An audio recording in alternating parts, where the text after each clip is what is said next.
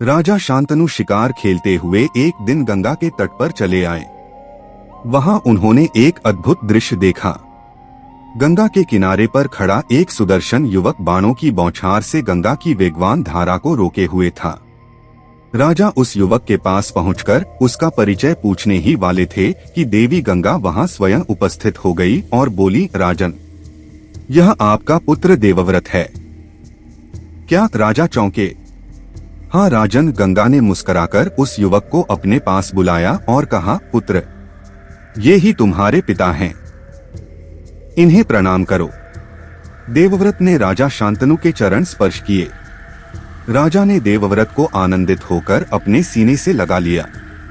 पिता पुत्र के मिलन पर देवी गंगा ने कहा, राजन, महर्षि वशिष्ठ ने आपके पुत्र को वेद वेदांगों की शिक्षा दी है।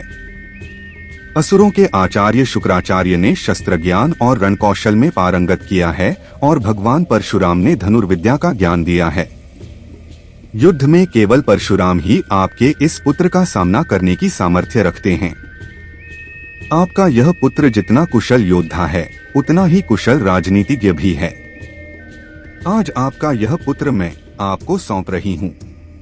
अपनी बात कहकर गंगा ने देवव्रत का मस्तक चूमा और उसे आशीर्वाद देकर गंगा की लहरों में समा गई। राजा शांतनु अत्यंत तेजस्वी पुत्र को पाकर प्रफुल्लित मन से अपनी राजधानी लौट आए। राजधानी आकर उन्होंने देवव्रत को युवराज के पद पर सुशोभित कर दिया। धीरे धीरे 4 वर्ष बीत गए। राजा का मन फिर आमोद प्रमोद में रमने लगा।